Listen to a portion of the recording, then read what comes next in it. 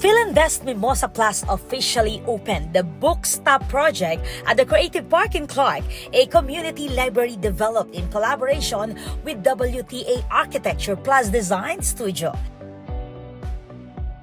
Sa panahon ng mabilis na scroll, may lugar na humihinto ang oras. Walang notifications, walang deadlines, books lang at kalikasan. This is the first open library in Pampanga. Yes, it is an open library. Ibig sabihin, lahat pwedeng magbasa. Open to anyone. Walang pressure, walang walls, only books, fresh air, and nature.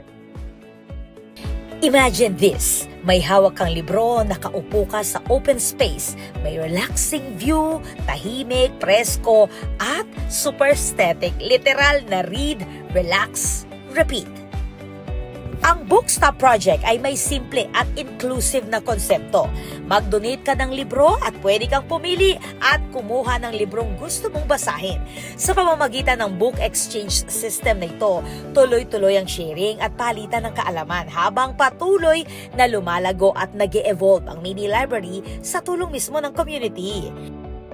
The concept of the open library or book stop is give a book, get a book. So we want to promote sana po yung the concept of community sharing ng mga libro.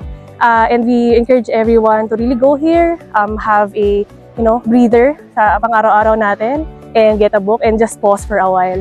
Perfect ito for students, book lovers, or kahit gusto mo lang ng quiet time while enjoying nature. So kung nandito ka na sa Clark, make sure to drop by Filinvest Mimosa Creative Park and experience this open library because reading hits different when you're surrounded by nature. This is Patricia Mamangon on the spot.